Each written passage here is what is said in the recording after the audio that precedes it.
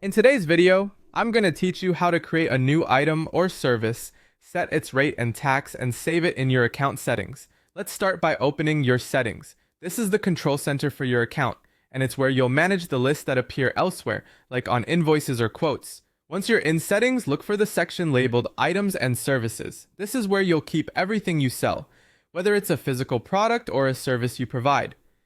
Inside items and services, click on create new.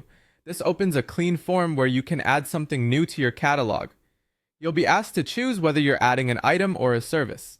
Items are typically tangible products with quantities, while services are tasks or time-based offerings. For this example, we'll choose a new service, since many people bill for time or specific deliverables. Now type a clear, descriptive name. Aim for something your team and your clients will immediately recognize. In the description field, add helpful details, what's included, any limitations, or notes that make it easier to use this later without guessing. Good descriptions reduce questions and speed up billing. Next, enter the rate. This could be an hourly rate, a flat project fee, or any standard price you charge for this service.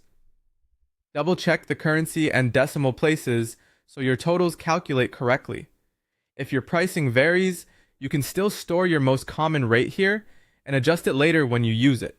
If you charge tax on this service, you can add it now. Choose the tax option that applies in your region, or leave it off if this service is non-taxable. Keeping tax settings accurate ensures your invoices are compliant and your totals are correct. You'll also see an option to automatically add this service. If you enable this, the service will appear by default when you create new documents, saving you a click each time.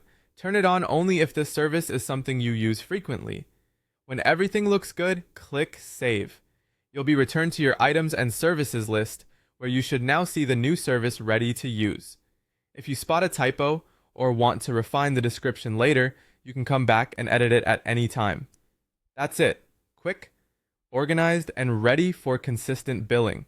By keeping your items and services up to date, you'll speed up your workflow